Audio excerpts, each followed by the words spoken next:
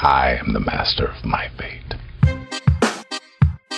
L'important n'est pas ce que tu es, Captain, my captain. mais ce que tu as choisi d'être. I am the captain of my soul. Bonjour à toutes et à tous, chaque premier dimanche du mois, je vous embarque dans mon exploration de sens en tendant le micro à des personnes aux trajectoires inspirantes ou à des experts qui nous aident à décrypter comment tendre vers une vie choisie, sereine et passionnante. Bienvenue dans un nouvel épisode de Capitaine au Capitaine. Aujourd'hui, je reçois un inspirateur d'optimisme et ça fait du bien. Philippe Gabillier adore monter sur les planches depuis sa plus tendre enfance. À défaut d'user celle d'un théâtre, il écume celle des salles de conférence. À l'aise avec le verbe, il nous éclaire sur l'optimisme, l'audace et le concept de chance. Ses discours, parfois taquins, ne manquent jamais de bienveillance. Bientôt à la retraite, il nous livre aujourd'hui les apprentissages de toute une existence. Bonjour Philippe Gabillier. Bonjour. Alors pour les auditeurs et auditrices qui ne vous connaîtraient pas encore, vous êtes entre autres professeur de psychologie sociale, de leadership et de développement personnel à l'ESCP Business School, conférencier, auteur de nombreux ouvrages comme l'éloge de la chance, l'éloge de l'optimisme et l'éloge de l'inattendu. Et vous êtes vice-président de la Ligue des optimistes de France. Ça va, j'ai rien oublié ? Absolument, c'est exactement ça. Alors Philippe, on est dans votre bureau à l'ESCP et je dois vous faire une confidence, je vous intègre assez régulièrement dans mes accompagnements, soit en vous citant, soit carrément en projetant, en vous déléguant et en montrant une partie de vos interventions. C'est un vrai privilège vraiment de vous recevoir dans Capitaine au Capitaine. Merci Première beaucoup. question pour vous échauffer, est-ce que vous avez la référence de Capitaine au Capitaine ? Pour moi, c'est dans le film sur le sac des poètes disparus. Absolument, je pense. C'est le absolument. professeur Keating qui dit ça à ses élèves. Voilà. Je vois que vous connaissez vos classiques, Voilà. effectivement. Professeur Keating qui invite ses élèves à profiter du jour présent, regarder la vie sous différents angles, prendre de la hauteur, refuser des conventions qui ne font pas sens et encourager à incarner pleinement leur existence. Je pense que ça colle bien à notre entretien du jour. Philippe, dans cet épisode, nous allons donc parler de l'art de prendre sa vie en main, de l'art de changer de vie, de l'art de rester optimiste dans un monde incertain. Je précise qu'on enregistre cet épisode dans un contexte de mouvements sociaux liés aux retraites. Et puis on va essayer de partager un maximum de conseils concrets applicables dans nos quotidiens. Puis comme vous êtes déjà beaucoup exprimé sur ces sujets, j'ai potassé mon petit gabillet et j'ai l'audace de construire sur ce que vous avez déjà pu exprimer pour essayer d'aller un pas plus loin. Est-ce que c'est bon pour vous ? C'est très bon pour moi. Alors, j'ai noté, vous dites, quand il pleut dans nos vies, il y a 3 postures possibles. Se victimiser, le ouin-ouin, quelle vie de merde, etc. Le mépris, que moi j'ai plutôt interprété comme de la résistance, ou peut-être du déni, en tout cas. Et les poètes. Les poètes qui décident de chanter sous la pluie et de transformer un pépin en pépite. Je croise parfois des personnes qui sont bloquées, soit dans le déni, soit dans une posture de victimisation. Comment on sort de ce truc-là ? Bon, déjà, moi, j'ai beaucoup bougé, moi, là-dessus. J'étais parti au départ, si je retrouve des fois des contenus, des choses que j'ai pu raconter il y a 25, 30 ans, plus même. J'étais dans une optique qui était très volontariste, quoi. Voilà, il faut y aller, on se prend en main, etc. Et le temps passant, je suis de plus en plus convaincu que c'est pas si simple. C'est-à-dire que je crois que face à l'épreuve, face aux difficultés, face aux sentiments parfois de mal-être, ça passe par comment est-ce qu'on pourrait dire ça ? Ça passe presque par une espèce de réconciliation avec ce sentiment de mal-être. En disant, voilà, bon, c'est comme ça en ce moment. Est-ce que j'ai aujourd'hui la ressource pour me sortir de ça ? Ou est-ce qu'il va falloir temporairement que je vive avec ? Vous savez, on perd quelqu'un. Ça arrive dans la vie, hein. Plus on avance dans l'âge, moi j'ai perdu beaucoup de gens. J'ai perdu mes parents, j'ai perdu mes grands-parents, tout ça, que j'adorais. Au bout d'un moment, c'est une espèce de réalité contre laquelle on ne peut rien. Je dirais, on peut rien contre la souffrance, ça sert à rien de lutter contre. À un moment donné, il faut laisser la vie aussi cicatriser, il faut laisser venir. Ça, c'est un premier point. Ensuite, il y a un deuxième point, c'est que parfois, on n'a pas obligatoirement en soi l'objectif qui va avec son désir. Et moi, je prends un exemple. J'ai jamais voulu, moi, travailler en entreprise. Sincèrement, mais ça m'a. Maintenant, je peux le dire parce que vous verrez, dans 5 mois, je suis plus dans le coup. Ça m'a jamais intéressé, moi. Moi, ce qui m'intéressait, c'était les gens. Mais l'économie, l'entreprise, le management, tout ça, m'intéresse absolument pas. En revanche, voilà, moi, je voulais faire du théâtre, je voulais écrire des romans, je voulais faire des choses comme ça. Ça, je savais que j'avais envie. Le désir, c'était ça. Après, le projet pour incarner ça, voilà, fallait attendre. Et des fois, ça s'est présenté sous des formes très bizarres. Le fait d'écrire de la fiction, par exemple. Il y a une époque de ma vie où, j'avais pas le temps d'écrire de la fiction, mais en revanche, on me demandait dans l'entreprise où j'étais d'inventer des histoires et d'écrire des études de cas un peu bizarres. Moi, je me suis éclaté en écrivant des études de cas d'entreprise complètement frappadingues, avec des personnages invraisemblables, etc., et qui continuent toujours à être utilisés 30 ans après, ce qui est incroyable. Bon, le théâtre, j'avais pas à me mettre à faire du théâtre, j'avais aussi une famille, etc. Il se trouve qu'il est apparu, j'ai découvert par un concours de circonstances que j'étais plutôt un bon conférencier et que les clients étaient prêts à faire appel à moi, à me payer un prix particulièrement correct, etc. Et j'en ai fait mon deuxième métier et finalement mon premier métier, puisque aujourd'hui, en termes d'activité, c'est l'essentiel de mon activité pour laquelle, en l'occurrence, je ne vais pas prendre ma retraite. Donc, parfois, avoir un projet, avoir un objectif, c'est trop tôt. Il faut juste se mettre dans une espèce de situation d'ajustement et d'ouverture à ce qui va se passer, en disant de toute façon, je vais laisser un espace mental à l'inattendu. Je suis clair sur ce dont j'ai vraiment envie, et on verra bien en quoi les événements vont venir ou non se caler là-dedans. Ouais, c'est intéressant. Je retiens, si je peux pas forcément être ou si c'est peut-être pas mon désir complet d'être acteur de théâtre, je vais tordre la réalité. Je vais rester quand même dans une certaine forme de vigilance sur les opportunités qui viennent, un terme que vous aimez bien, et tordre la réalité pour la ramener vers mon désir, mais pas l'étouffer complètement, quoi. Non. C'est un peu, on peut être psychologue ou on peut être Frédéric Lopez. C'est une autre manière de faire de la psychologie, et on peut être acteur de théâtre ou on peut être Philippe Gabillier, quoi. Et de toute façon, dès l'instant où on a un rêve quel qu'il soit, en tout cas jusqu'au dernier jour, si vous voulez, il n'y a pas de raison objective de renoncer à un rêve, même s'il est déraisonnable. On ne sait jamais. On ne sait jamais. Le réel est parfois très surprenant. C'est une question que j'allais vous poser plus tard, mais là c'est le bon moment. Votre aurore tardive d'acteur de théâtre, c'est pour votre retraite, du coup ? Oui, sachant que moi j'ai quand même je faisais des conférences il y a 30 ans qui étaient très conférences avec du contenu, de la structuration, etc. Maintenant, je fais des conférences où les gens qui assistent voient, il y a que des images, je fais des sketchs au milieu, voilà. Et j'ai un ou deux projets effectivement d'écriture de one man show, enfin de seul en scène en l'occurrence. Et j'ai 2 agences qui sont intéressées par ça et je vais travailler là-dessus. Bien évidemment, oui, ça fait partie de mes projets, en tout cas. Des mois et des années à venir, c'est incontestable. Oui. Bon, vous me faites signe quand il y a des préventes, parce que je serai un premier client. Voilà. Principaux obstacles au changement, à nos changements, sont souvent nos propres peurs, la peur de manquer, la peur de réussir, parfois la peur d'échouer. Quel est le processus selon vous, les grandes étapes pour arriver à les dépasser ? Déjà, en fait, je pense que cette idée selon laquelle, le premier obstacle, c'est la peur, là aussi, j'ai bougé là-dessus, moi. Parce que plus j'avance en accompagnant des gens, plus je me rends compte que c'est quand même la peur relayée par celle des autres aussi. Parce qu'on vit pas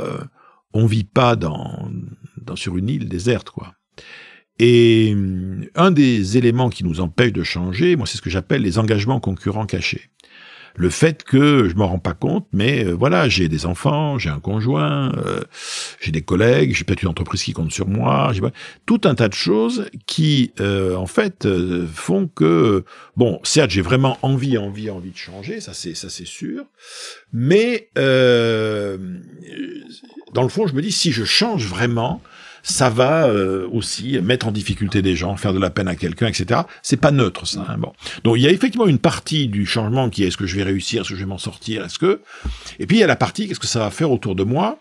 Et les gens qui sont suffisamment égoïstes pour dire non, j'en ai rien à faire, moi d'abord, il y en a pas tant que ça, en fait. Hein. Alors après, il y a un autre truc aussi, c'est que il y a beaucoup de gens qui sont dans un désir profond de changer, mais qui est un désir de changer purement défensif. C'est-à-dire, ils veulent changer contre quelque chose. Ils veulent changer contre leur vie actuelle. Ils veulent changer contre ce qu'on leur fait faire aujourd'hui, les rythmes de vie qu'ils ont, le lieu où ils vivent, les gens qui sont autour d'eux.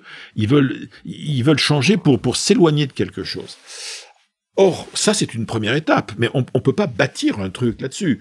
On ne peut bâtir que pour. Donc, tant qu'on n'a pas, là encore une fois, tant qu'on s'est pas réconcilié avec le contre, en disant, OK, c'est bon, ça, je le mets à la cave ou au grenier, où on veut, je le range. Mais maintenant, je veux changer. Pourquoi? Je veux changer pour faire quel type d'activité? À quel rythme? Avec quels gens autour de moi? Voilà. Tant qu'on n'a pas mis le pour, ça va être très, très, très, très compliqué parce que le contre, en fait, laisse vraiment un espace très, très, très puissant à tout ce qui est le doute. Tout ce qui est le doute et le scepticisme, généralement.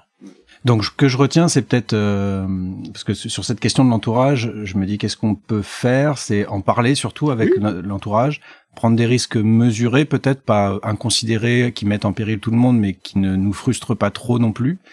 Peut-être aller chercher d'autres personnes, se créer d'autres cercles, parce qu'on a besoin d'encouragement aussi parfois, et vous dites, c'est souvent notre entourage qui nous empêche de changer parce qu'on se l'interdit, mais peut-être parce qu'eux aussi ils projettent leur propre peur sur nous, c'est ça? Oui, et puis ça on peut pas leur reprocher. Alors après, vous avez des gens pour qui le problème se pose pas, à savoir ils ont le sentiment que c'est ce qui arrive dans le cas d'un divorce, dans le cas des gens, ils veulent changer totalement de vie, et d'abord parce qu'ils peuvent être aussi dans une vie où ils sont eux-mêmes en danger. Vous voyez, une femme qui s'en va parce que son conjoint la tape, etc. Il y a même pas de discussion à avoir, il y a pas de négo à avoir avec un environnement qui serait toxique. Bon, mais dans la plupart du temps, dans les vies normales, quoi, quand on sort de la rubrique des faits divers, non, je dirais, on veut pas changer de vie pour s'éloigner de la violence.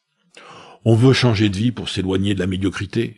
On veut, je dirais, vous savez, c'est Schopenhauer qui disait, en fait, était un grand pessimiste, qui disait, l'être humain est condamné à faire une balance permanente dans sa vie entre la souffrance et l'ennui. La plupart du temps, c'est pas contre la souffrance qu'on veut changer de vie, c'est contre l'ennui. Voilà.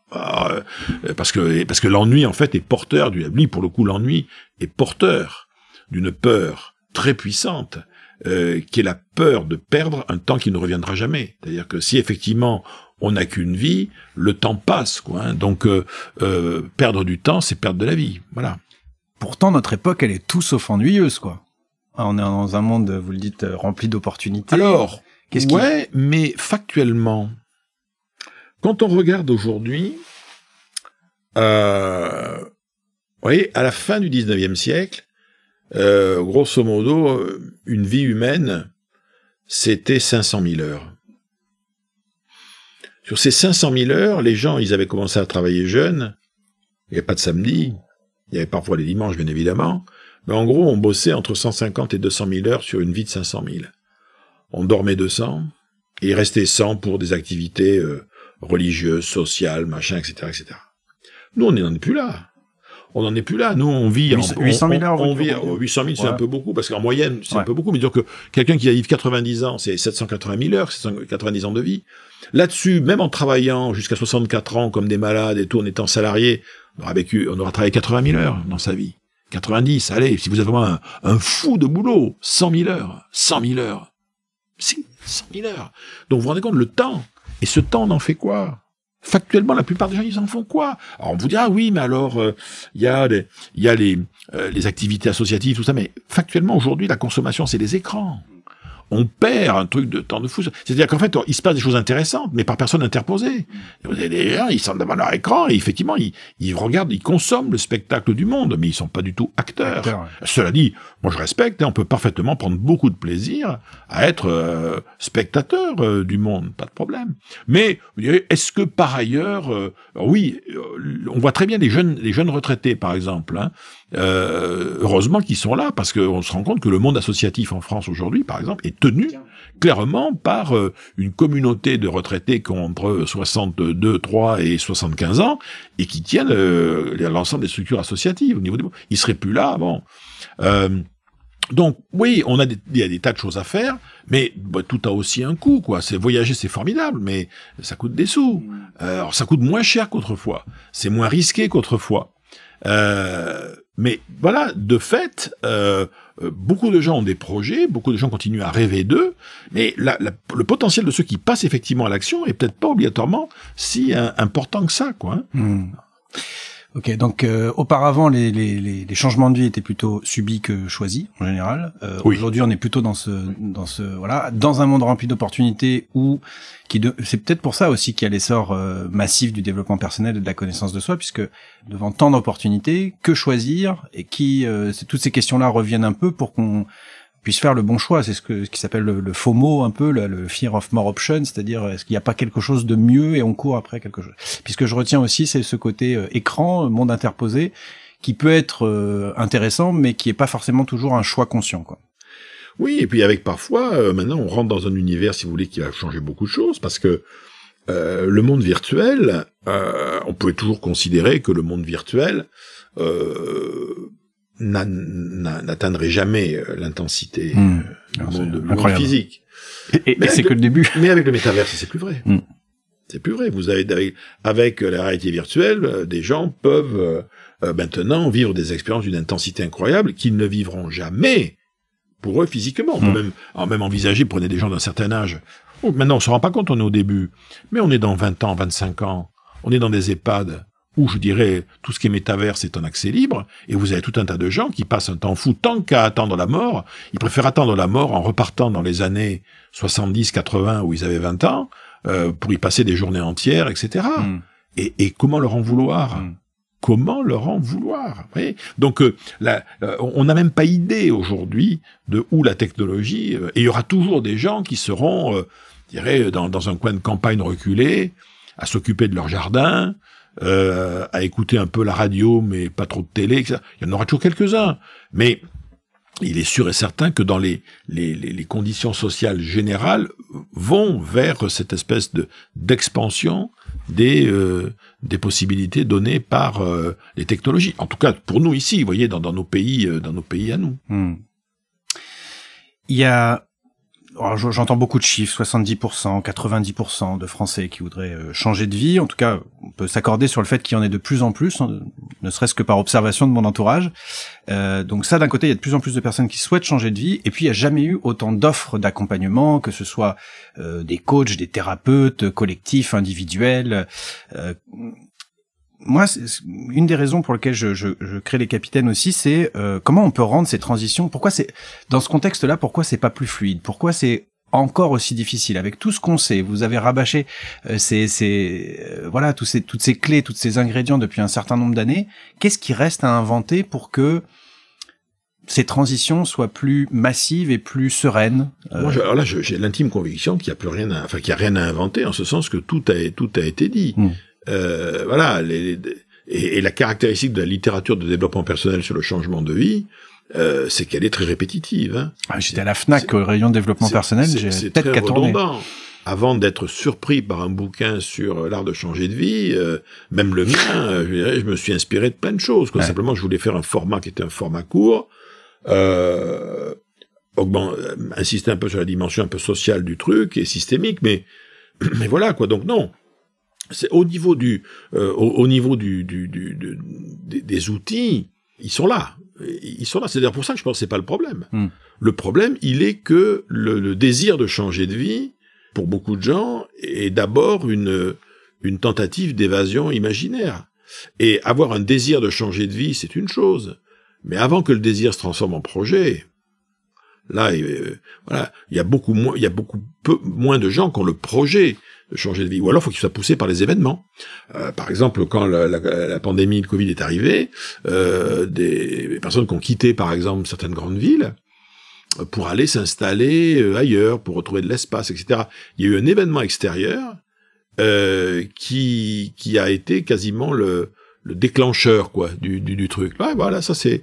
Mais des déclencheurs comme ça, il n'y en a pas des masses, parce que les grands déclencheurs de vie, ça peut être quoi?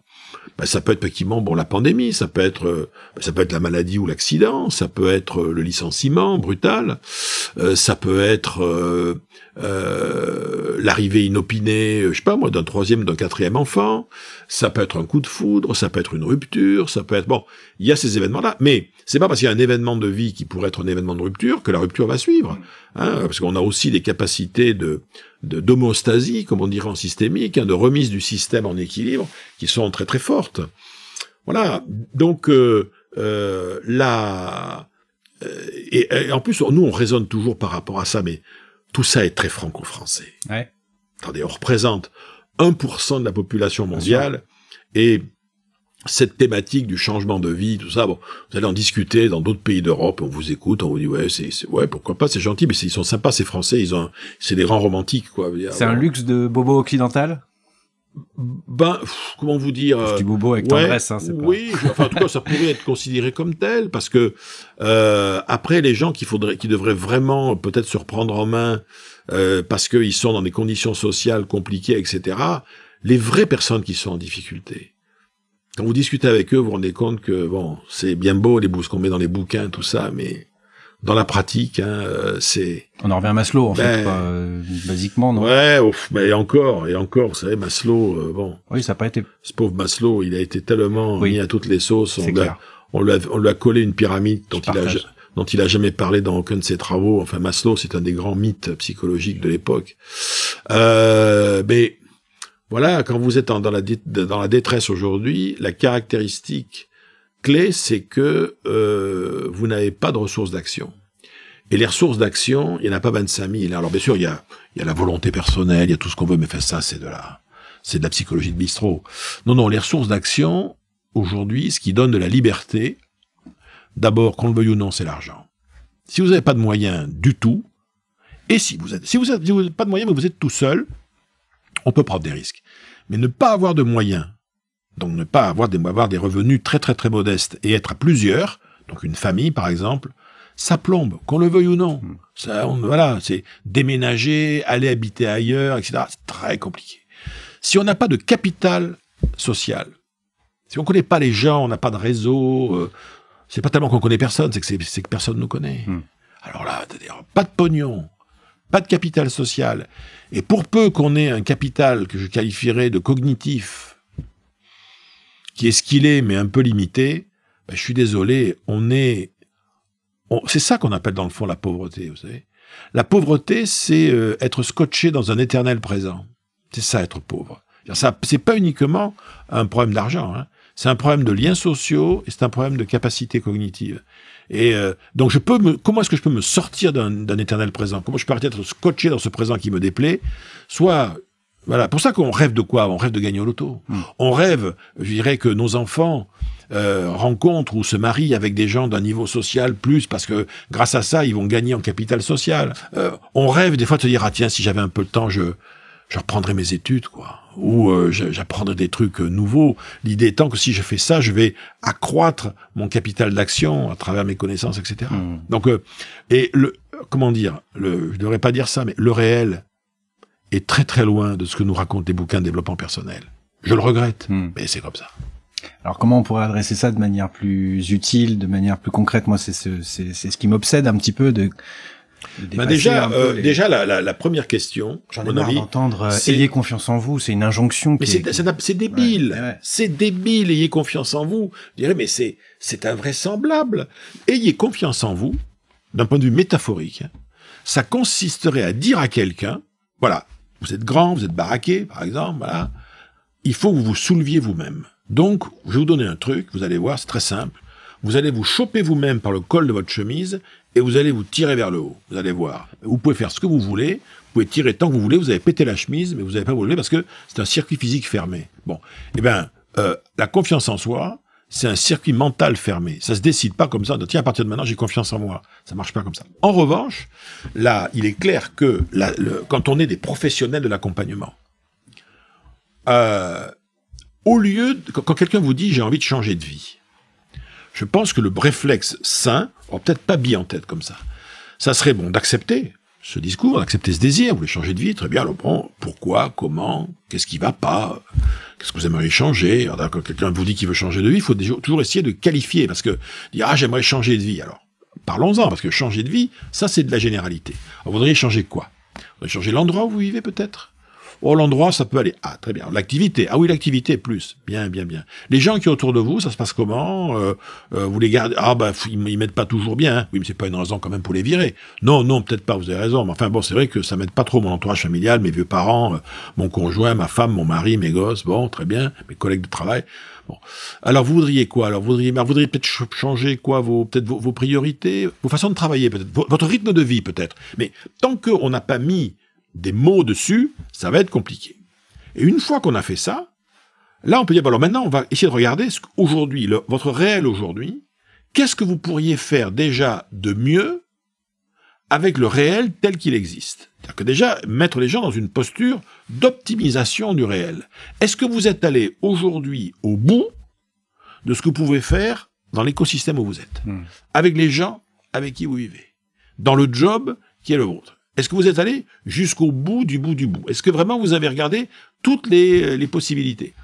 Ça, c'est l'ajustement, selon Hudson, la route d'Hudson, un petit peu, c'est l'homéostasie, comme vous le disiez. Autant vous dire un truc, là, je n'ai, ça c'est mon grand drame, mais je suis d'une inculture totale sur tout ça. Je n'y connais rien, j'ai jamais lu un bouquin de rien sur les mots. Moi, bibine de rien, les bouquins de l'homme personnel, j'en ai beaucoup écrit, mais j'ai très peu lu. Donc je sais pas ce que c'est, je suis navré, je sais pas ce que c'est, mais donc je connais pas. Je crois que c'est pour ça que je vous apprécie, en fait. Donc je sais rien. J'ai peut-être d'ailleurs, sans le faire exprès, mais bien sûr, effectivement. Parce que vous parlez d'homéostasie, c'est ça. En gros, moi je prends l'image pour expliquer aux auditeurs, j'utilise la métaphore des capitaines, de la navigation, etc., d'une planche de surf. Notre nature, c'est l'homéostasie, c'est l'ajustement. Il y a un environnement, il y a la mer qui bouge autour de nous, même si notre désir reste stable, on doit en permanence se rééquilibrer dans un contexte qui est le nôtre, mais on reste sur la planche de surf. Ça, c'est l'ajustement, et c'est ce que dit Hudson, il dit c'est un changement de type 1. Et le changement de type 2, c'est je dois sauter de la planche de surf, peut-être boire la tasse. Donc c'est une transformation, remettre, accuser le coup, le deuil, etc. Et puis remettre en cause un certain nombre de choses, parce que je ne vais pas retourner sur la planche, mais je dois réexister autrement. Ouais. Alors là aussi, pour le coup, je le dis moi à mes collègues, coachs, thérapeutes, etc. Dans le cadre des métiers de l'accompagnement, c'est constitué au fil des décennies un corpus d'outils divers et variés, de concepts, il y en a partout. Les avoir en tête, c'est important. Je pense qu'il est vital de les garder pour soi et de garder le silence dessus. Si vous commencez à dire à une petite dame, je dirais, un petit monsieur qui va, vous êtes dans un changement de type 1, type 2, et vous leur expliquez ça, c'est fini. C'est non, ça devient un peu compliqué. C'est pas le problème. Ça, c'est comme l'histoire de la courbe du deuil, vous voyez. C'est comme l'histoire de la courbe du deuil, qui est quand même l'une des grosses arnaques dans le monde du changement, où on a Elisabeth Kübler-Ross, et ça, moi je le dis toujours, quand je peux le dire, je le répète, elle invente un modèle qui est fait pour une utilité, pas deux, une. Celle du deuil littéral, c'est ça? Pas du tout. Non. Pas du tout. Je dis toujours, mais relisez Elisabeth Kübler-Ross. La courbe du deuil, c'est qu'est-ce qui se passe dans la tête de quelqu'un à qui on annonce qu'il va mourir. Basta. Bon, c'est ça la courbe du deuil. Après, ça devient, dès qu'on vous annonce un truc qui vous traumatise, la courbe du deuil, et maintenant c'est devenu, vous déménagez, vous allez habiter à la campagne, il va falloir passer par la courbe du deuil. Avec en plus un truc invraisemblable qui est que il y aurait des phases obligées. Et si par hasard on saute une phase, un jour elle vous reviendra dans la figure. Mais dans quel monde on vit? Où est-ce qu'on a vu que l'esprit humain fonctionnait comme ça? Là, on a un exemple. Ça, c'est comme l'histoire de la pyramide de Maslow. Ce pauvre Maslow, on peut prendre les œuvres complètes d'Abraham Maslow, nous on les a ici à la bibliothèque, pour vous dire, vous pouvez prendre alors une loupe énorme, vous tapez les milliers de pages des œuvres complètes d'Abraham Maslow, jamais vous trouverez quoi que ce soit qui ressemble à une pyramide. Il en a jamais parlé, c'est un mythe. Il avait élaboré une théorie hiérarchique des besoins qui est d'une complexité assez bien. Et un jour, il y a des consultants en marketing américains dans 62 qui ont décidé de mettre ça sous forme de pyramide pour le vendre à leurs clients. Et ça a été viral au niveau mondial et c'est devenu un modèle de... Et maintenant, même dans des ouvrages universitaires, moi je suis prof des bouquins de psycho, on vous met la pyramide de Maslow, en osant même vous mettre pyramide de Maslow, source Work and Motivation, Abraham Maslow, mais c'est faux, c'est un mensonge, il n'y a jamais eu ça. Vous voyez, et on vit aussi dans ces univers où il y a des concepts comme ça qui ont été élaborés, qui sont utilisés en dépit du bon sens. Donc pour ça, qu'est-ce qu'on peut faire vis-à-vis de quelqu'un qui veut changer de vie? Je crois que ce qui compte vraiment, c'est de revenir à son expérience. Qu'est-ce qu'il vit? On met les mettre des mots dessus, tout ça. On attendra. Il n'y a pas le feu, mais voilà. Votre expérience, c'est quoi? Elle vous fait dire quoi? Elle vous fait penser à quoi? Voilà. Si vous deviez aujourd'hui dessinez-moi sur un papier votre expérience, etc. On oublie les modèles, on oublie tout ça, on essaye de raccrocher la personne à ce qu'elle est en train de vivre et lui faire transformer ça en quelque chose qui lui parle à elle. Vous avez des gens qui vont vous dire, oui, moi, ce que je suis en train de vivre, c'est typiquement la chanson de un tel, machin. D'accord. Bon, là, si moi je la connais pas, ben, je vais sur YouTube, j'écoute ce que c'est la chanson et dire, bien, voilà. Vous avez des gens qui font de la bibliothérapie aujourd'hui, qui vous disent, attendez, mais alors, ce que vous êtes en train de vivre, vous devriez lire tel chapitre là de Madame Bovary ou de Le Rouge et le Noir, vous trouvez pas que... Moi, je veux dire, regardez bien, lisez ce chapitre-là, ce qu'est en train de faire un tel dans ce chapitre-là, pour moi, c'est un petit peu ce que vous faites. Vous savez ce que vous faites? Vous le lisez, vous allez à la Fnac ou ça, vous achetez le truc, vous lisez ce chapitre-là, puis on en reparle la semaine prochaine. L'idée étant on oublie, nous, nos modèles de psycho, de papouille, machin, on essaye de faire rentrer les gens vous avez des thérapeutes aujourd'hui qui bossent avec des séries, par exemple. Disant, attendez, mais là, celui que vous êtes en train de me parler, là, vous connaissez la série machin, sur Netflix, mais à tel épisode, vous devriez aller jeter un coup d'œil parce qu'il y a quelqu'un, vous voyez, je sais pas, mais moi, je vous écoute, pour moi, vous êtes très proche de ce que tu es en train de faire cette fille, ou ce gars-là. Regardez-le, puis on en reparle. Et on essaye de trouver des axes qui vont rentrer en résonance avec l'expérience. Alors moi, je parle, là, en l'occurrence, on fait appel à la fiction, mais les gens, ils peuvent dessiner, on va faire appel à des approches, même des vieilles approches, vous voyez, de projectives, etc. Les Lego aussi. Oui, pourquoi en pas. 3D, ouais, pour alors surtout après, ça permet aussi de rentrer dans les modes préférentiels de fonctionnement des gens. Vous avez des gens, ils vont être très à l'aise avec leurs mains. Faire du Lego, ils seront à l'aise. D'autres, pas du tout.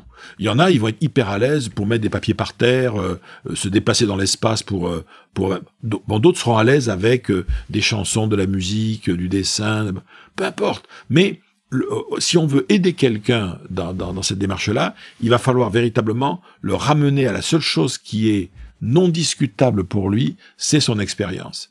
Après, moi, en tant que coach, consultant, thérapeute, accompagnateur, que moi, ça me rappelle, ça me renvoie à des modèles que je connais, etc. Mais ce qui fait la puissance de ces modèles, c'est que je me les garde. Ok. Pas de pédagogie de contenu, comme on dit. Pas de pédagogie de contenu. Jamais. Voilà, les gens, ils sont là pour régler un problème, ils sont pas là pour devenir coach ou thérapeute ou machin. Ça me... Voilà. Merci, parce que ça me fait vraiment cogiter. Là, j'ai perdu le fil de mes questions parce que j'étais parti avec vous. Non, puis ce qui est intéressant, surtout, c'est que ça, on peut le faire en toute autonomie aussi. Enfin, si on s'en sent capable. Bien sûr. J'ai rien contre le fait qu'on aille utiliser des ressources externes, mais finalement ce conseil de dire je me reconnecte à ce qui me fait plaisir, etc., pour essayer d'imager un petit peu ce que je vis, c'est puissant et tout. C'est pour ça que par exemple que il est toujours utile. Alors là aussi, tout le monde n'est pas obligatoirement à l'aise avec ça au début, mais un moyen important, par exemple, intéressant, ça peut être de s'envoyer des lettres à soi-même. Ouais. Ça peut être de tenir un journal, parce que tenir un journal en soi n'a pas d'intérêt. Ce qui est intéressant, c'est de relire quelques jours après ce qu'on s'est écrit à ce moment-là. Parce que on se met automatiquement soi-même en abîme, et là, tout d'un coup, on voit quelque chose que, quand on l'a écrit, on ne voyait pas. Mais ça peut être 10 jours, 10 jours, 15 jours. Donc, il existe tout un tas d'approches, comme ça, pour recréer du contact avec soi-même. C'est pour ça que je pense vraiment que la stratégie d'optimisation de soi, le développement de soi, j'allais presque dire, ça vient dans un deuxième temps. Le développement personnel devrait d'abord et avant tout être une optimisation personnelle. Plutôt que d'apprendre à changer, ça viendra, mais déjà apprendre à mieux fonctionner avec ce qu'on est. Donc aussi apprendre à mieux fonctionner avec mes faiblesses, me réconcilier aussi avec mes vulnérabilités. Donc ça passe, pardon de vous interrompre, mais ça passe aussi par la connaissance de soi, qui est le terme ancien pour moi du développement personnel. La connaissance de soi, c'est les... Ouais, mais si ce n'est que alors après la difficulté qui va se poser, si vous voulez, c'est que là, moi, s'il y a vraiment un truc auquel je crois pas, c'est bien ça. Ouais. Moi, la connaissance de soi, pour moi, c'est un mythe absolu. Je vois pas tellement, non. Mais ce que faisaient les philosophes, les grands philosophes, c'était un peu ça. C'était de l'introspection, déjà. C'était se poser les grandes questions. Alors, on rejoint la philosophie aussi un peu. Écoutez, oui, c'est un processus de réflexion imaginaire appliqué à soi-même, hein. Mais pourquoi est-ce que en quoi est-ce que le fait de réfléchir sur moi me mettrait en contact avec le réel de moi-même? Je relis ça quand vous parlez de création collective. Que je partage tout à fait, c'est-à-dire on est dans une œuvre avec les autres aussi, et il y a la connexion à soi, les trois, ce que moi j'appelle la triple connexion, être connecté à soi-même, être connecté aux autres, quelle relation j'ai envie d'avoir avec les autres, pour certains c'est la famille, pour certains c'est la contribution à la société, et puis avec mon environnement, avec mon écosystème, c'est un peu les trois piliers un petit peu donc je dois, c'est pas une injonction, mais si on prend ce truc-là, c'est bien d'observer en tout cas, ou d'analyser ou de décortiquer ces trois piliers-là et d'essayer de le faire. D'essayer de le faire.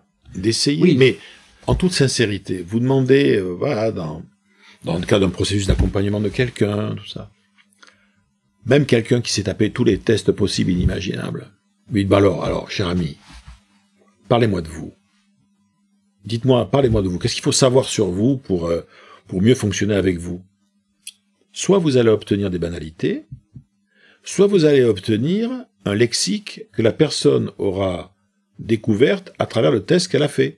C'est-à-dire que le spécialiste d'analyse transactionnelle va vous parler de lui en utilisant le vocabulaire d'analyse transactionnelle, celui de la PNL, même topo, celui du MBTI exact, mais tout ça sont des illusions. Il n'y a aucune réalité là derrière, il n'y a pas de réel. Donc la connaissance de soi, ça fait partie, je dirais, que ce soit un désir, je veux bien croire, mais faut pas y passer trop de temps, parce qu'à la limite, il vaut mieux que je passe du temps à essayer de mieux comprendre les autres, parce que là, j'ai une distance qui permet de le faire. Mais la connaissance de soi, vous voyez, l'autoconnaissance, c'est un truc, et l'introspection, c'est en fait mettre des mots. Mais je veux dire, on se rend bien compte que quelqu'un qui voulait faire un bouquin uniquement sur vous-même d'introspection, mais au bout de ça va vous tomber vous-même, c'est votre stylo qui va vous tomber des mains en écrivant, parce que on se rend bien compte que qu'est-ce que ça veut dire? C'est, en termes d'expérience, ça veut dire quoi, se connaître soi-même?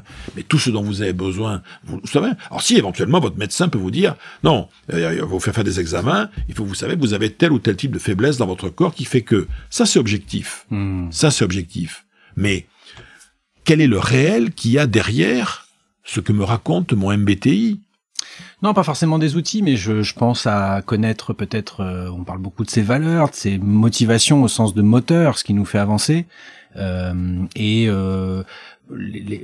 mon processus personnel de prise de décision. Franchement, on a besoin de tellement c'est si compliqué que ça de connaître ses valeurs.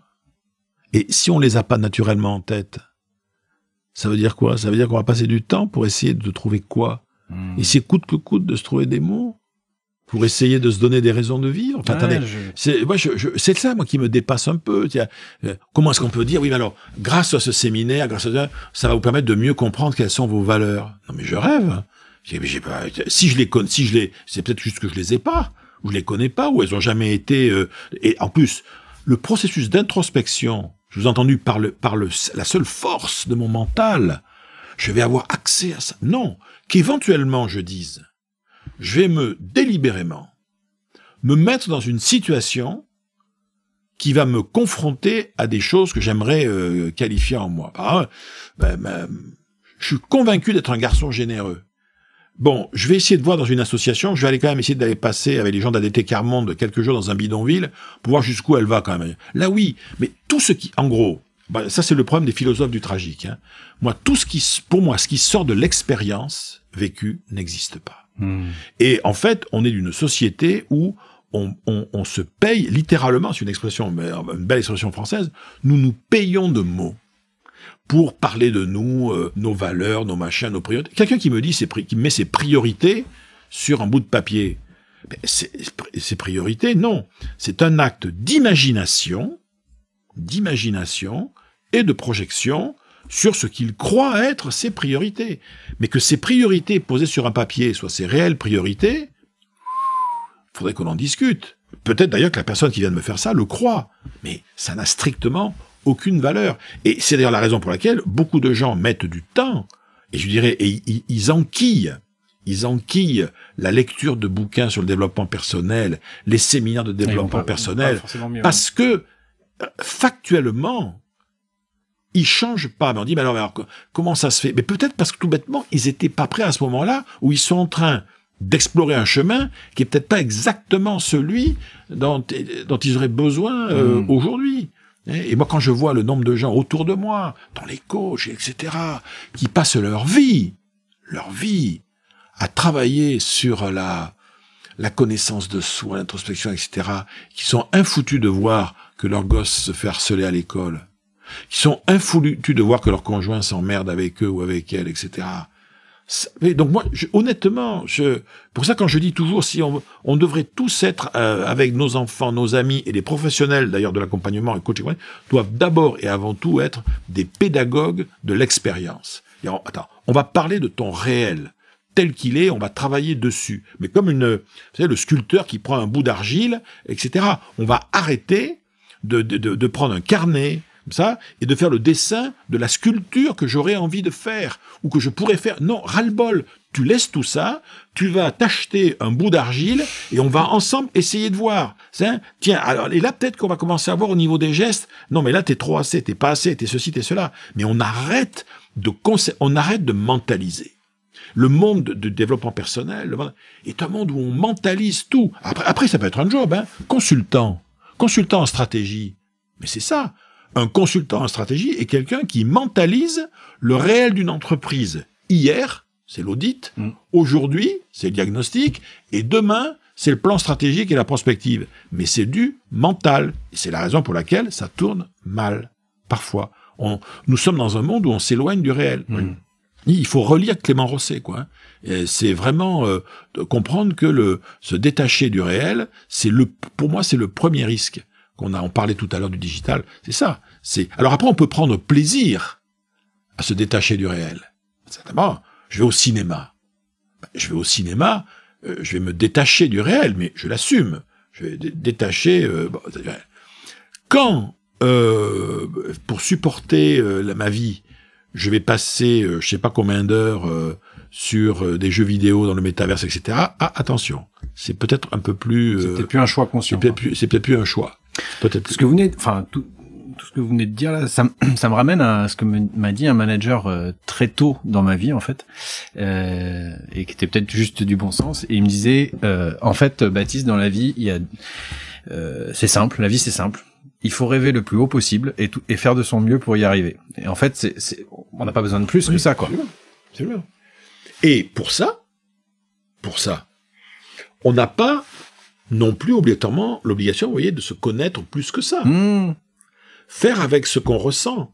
D'ailleurs, déjà, arriver à faire avec ce qu'on croit être, c'est déjà pas mal. Si j'arrivais déjà à être cohérent avec ce que je crois être, ce serait pas mal. Est-ce que je suis fondamentalement, ontologiquement, ça?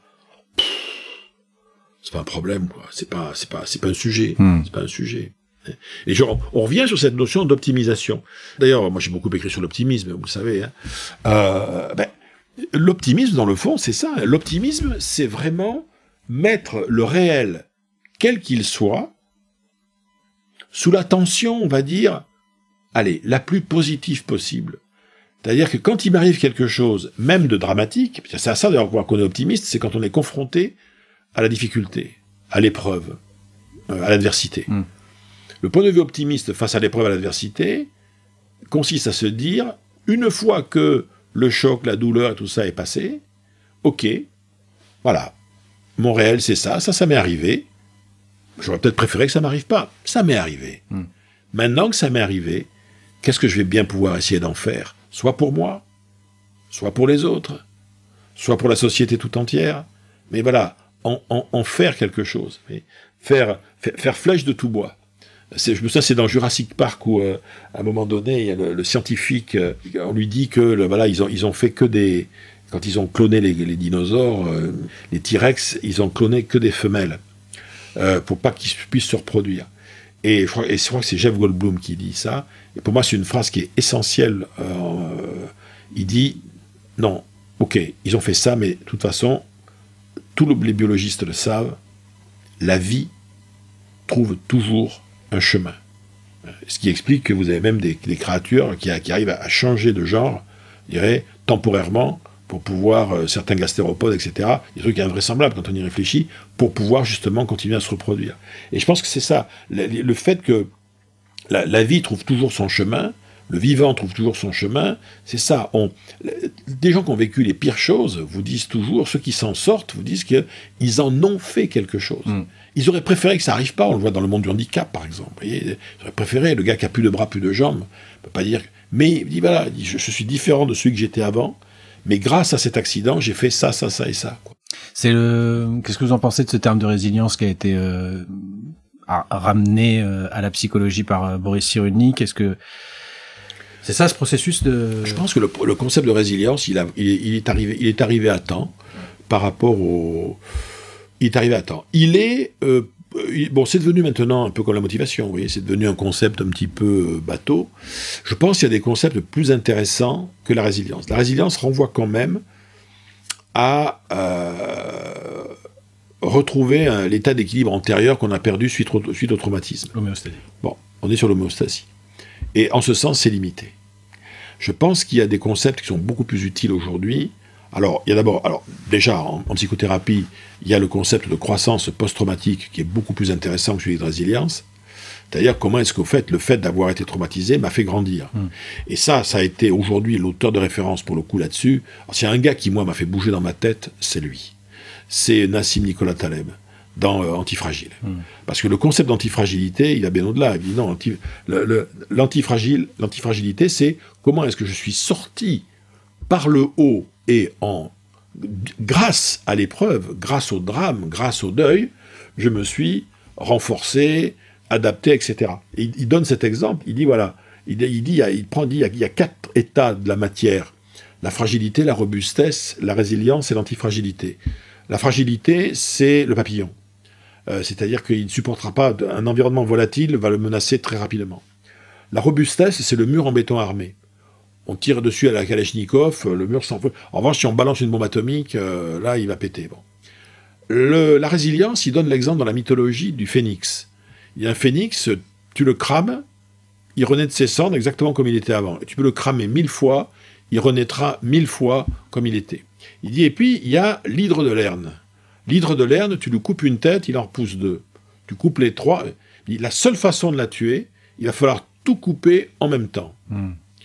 Il dit par exemple, l'ADN est une structure antifragile. Voilà. L'espèce est une structure antifragile. On est quand même là depuis... Enfin, Homo sapiens, nous, on est là depuis 350 000 ans. Sur les 350 000 ans, on s'est quand même tapé, ce que les gens ne connaissent pas, parce que on s'est quand même tapé 120 000 ans de glaciation. Donc on a quand même survécu pendant 120 000 ans. 120 000 ans. On était là, c'était la calotte polaire ici, d'accord? Et nos ancêtres, ils ont continué à y survivre, ils se sont démerdés. Ils n'ont pas inventé beaucoup de choses à cette période-là. C'est la raison pour laquelle on commence vraiment à inventer des choses que quand cette glaciation est terminée, c'est à partir de 12 500 avant notre ère. Mais on est quand même, on est une espèce, je dirais, qui grâce au fait qu'il y avait un cerveau, des machins, etc., et on avait une façon de fonctionner qui fait que, mais voilà, on est quand même dans une espèce de logique, vous voyez, on vit en mode compost, dans le fond. C'est-à-dire qu'on prend du déchet de civilisation, du déchet de vie, du déchet de tout, et on fait des trucs avec ça. C'est l'une des caractéristiques qui fait qu'on est une espèce animale unique en son genre à cause de ça. Ok. Ça a complètement bousculé toutes les questions que je vais vous poser, et c'est tant mieux. Peut-être j'ai envie juste d'aborder aussi le volet optimisme, parce qu'on vit une période qu'est-ce qu'elle est. C'est une phrase d'un collègue que j'aime bien. L'époque n'a ni tort ni raison, elle est. Et je crois qu'elle a besoin de capitaine. Comment vous la voyez cette époque, vous allez arriver bientôt à la retraite, vous avez plutôt un spectre, un prisme positif, c'est inquiétant ce qui se passe, c'est un tournant, c'est la continuité de l'histoire, c'est un contexte inédit, c'est quoi? Bon, moi je pense que les contextes inédits, c'est des contextes qui sont dits inédits parce qu'on manque de mémoire. Et que notre culture historique, malheureusement, est assez faible. Moi, je trouve qu'on vit globalement dans un monde qui est quand même extrêmement intéressant. Il se passe plein de choses. Qu'on le veuille ou non, là, moi, je fais confiance, je dirais, aux grands organismes dans le monde qui mesurent ce qui se passe, mais je suis désolé, la pauvreté recule. Je peux rien, moi. La maladie recule. C'est comme ça. Mais la guerre recule. Alors nous, bien sûr, on dit, mais non, vous vous rendez compte, Poutine, attendez, mais on est là en Europe, etc. Il y a ça en ce moment, il y a un gros risque, etc. Mais globalement, les lieux de conflit dans le monde, ils sont stabilisés. Bien sûr, Paris, c'est violent, il y a de la violence. Attendez, Paris en 1900, ça, c'était violent pour le coup. Mais factuellement, on vit dans un monde où globalement, les critères s'améliorent plutôt. Quand on m'explique, effectivement, être pauvre, c'est un grand scandale, hein. Mais franchement, tant qu'à être pauvre, ce qui est un grand scandale, vaut mieux l'être ici, hein. Franchement, plutôt que dans tout un tas d'autres pays d'Europe, hein, et j'ose même pas dire dans d'autres pays du monde. Donc, à un moment donné, le réel aujourd'hui est plein de possibilités. En revanche, effectivement, les médias font leur boulot, et le boulot des médias, c'est d'alerter. C'est d'alerter sur ce qui va pas. On ne peut pas leur en vouloir, c'est leur job. C'est le cinquième pouvoir, c'est ça. Donc, ils font leur job, et effectivement, les médias sont pas là pour nous dire ce qui va bien. Hein. Je suis pas tout à fait d'accord. Parce que si les médias, c'est d'informer, c'est vrai, mais pas d'alerter. Pas forcément, parce que là, on voit bien, c'est Sébastien Bollard qui dit là, qu'on s'adresse à notre striatum, à notre reptilien, pour justement capter notre attention. Mais c'est pas forcément de l'information. Si les médias si on était une entreprise et que les médias étaient le service de communication interne, il y a pas beaucoup de monde, il y aurait beaucoup de taux d'absentéisme. Mais c'est parce qu'un service de communication interne, c'est d'abord une structure idéologique de propagande. Ouais. Ah bah si on le voit comme ça, donc d'accord. Par définition, s'il y a vraiment quelque chose qui est l'incarnation de ce qu'est la communication dans un pays autoritaire, c'est bien la communication interne en entreprise. Alors là, ça c'est clair. Non, et en plus, les chaînes d'infos en continu, ça correspond à un contrat qu'elles ont. Moi, j'ai toujours donné cet exemple-là. On a la chance d'avoir le choix. On habiterait en Corée du Nord, on n'aurait pas le choix, on serait obligé de se taper les bonnes nouvelles qui passent tous les soirs à la télé. Bon. Mais là, par exemple, si je vais prendre mon train à la gare du Nord ou à la gare Montparnasse, je vais au Relais H, c'est moi qui choisis d'acheter Le Monde, Le Figaro, Paris Match, Le Point, tout ça. Si je veux pas déprimer, si je veux pas être alerté, si je veux essayer de voir... Mais c'est très simple, il suffit que j'achète Ça m'intéresse, Science et Avenir, voilà, Psychologie Magazine, Respire, Happiness, etc. Et j'aurai une vision tout aussi d'ailleurs orientée, mais d'un autre monde, mais qui est tout aussi réel d'ailleurs. Hein. Mais voilà, simplement, le monde de l'actualité est un monde qui se nourrit essentiellement, je dirais, de choses qui nous alertent. Et les médias qui s'amusent à être des médias de bonnes nouvelles, sauf maintenant un peu sur les réseaux sociaux, mais le modèle économique va jamais très très loin, parce que fondamentalement, ça peut éventuellement, temporairement, une fois de temps en temps, vous rassurer, mais ça ne vous intéresse pas. Les trains qui arrivent à l'heure n'intéressent personne. Sauf en temps de grève. Alors, en temps de grève. Je vous rejoins et je me suis moi-même, j'essaye en tout cas de me détacher un peu de l'actualité. D'ailleurs, vous m'avez dit, mais vous lisez pas les journaux, c'est la grève, réveillez-vous. Sauf que l'actualité, le monde va vite aujourd'hui. C'est peut-être ça aussi qui est inédit, parce que de par les possibilités informatiques, digitales, et puis toute l'innovation qu'on a, l'actualité en chasse une autre. Et donc, pour rester un minimum dans le coup, pour rester un minimum connecté, on doit quand même s'intéresser à l'actualité. Mais des fois, on doit, je sais pas, tout n'est pas intéressant dans l'actualité non plus. Peut-être qu'il y a on appelle ça l'infobésité aujourd'hui, c'est-à-dire que trop d'infos tue l'info, quoi. En oui, gros, puis surtout, c'est vrai qu'il y a un grand truc qui sont pas intéressants. Moi, je suis sur les applis. Moi, j'ai toujours adoré l'actu, de toute façon. Mais il faut reconnaître que bon, voilà, autant j'ai consommé un peu de chaînes d'infos en continu, mais il y en a que j'ai arrêté de regarder. Moi, j'arrête de regarder ces derniers temps, j'arrête de regarder LCI le soir. Il me parle que de l'Ukraine. Alors, comment vous dire, il me parle que de l'Ukraine et de la Russie. Je dis pas que le problème n'est pas important en tant que mais j'y peux rien, ça m'intéresse pas, moi. Je m'en fous, voilà, ça m'intéresse pas. Je peux me sentir à un moment donné, j'espère que c'est terrible, mais je m'en tape. En l'occurrence, aujourd'hui, je suis beaucoup plus intéressé par ce qui se passe chez nous, cette histoire de grève et tout, de retraite, c'est un problème social français qui m'intéresse davantage. Et puis ça passera. Et puis demain, on passera à un autre sujet, et il y aura des sujets internationaux que je trouverai tout à fait passionnants. Mais on a la chance de pouvoir choisir. Voilà. Quelqu'un qui aujourd'hui a un poste de radio, qui a un ordi, et éventuellement, si c'est vraiment un vieux boomer, un poste de télé, on a le choix. Mais c'est ça qui est extraordinaire, on a le choix. Donc, je trouve que l'idée selon laquelle, mais de toute façon, je dirais, il n'y a rien d'intéressant à la télé, je dis, non, c'est que vous n'êtes pas assez curieux. Bien sûr que si, il y a des tas de choses intéressantes, mais il faut se balader, il faut partir à l'aventure, il faut zapper, il faut se promener, il faut prendre des risques. Dire, il y a peut-être des choses tout à fait passionnantes, mais on passe à travers parce que voilà, l'infobésité, en fait, ça voudrait dire que vous arrivez dans un resto où vous pouvez manger tout ce que vous voulez, mais il faut pas le prendre au pied de la lettre. Vous pouvez manger tout ce que vous voulez. Quand on vous dit, vous payez tant, mais bien sûr, si vous prenez ça au pied de la lettre, vous allez mais s'informer à la mesure de son appétit, quoi, de ce qu'on est capable aussi d'encaisser, quoi. Ok.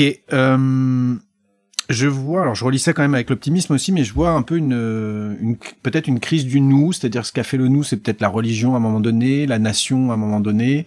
Est-ce qu'on n'est pas, puisqu'on utilise le terme parfois de leadership, est-ce qu'on n'est pas dans une crise aussi de vision positive, de nous vendre un projet de société? Alors, il y a probablement une crise de vision positive globale. Je pense que, c'est vrai, les gens, la plupart des gens croient de moins en moins, enfin les grands idéaux, tout ça, c'est pas ça.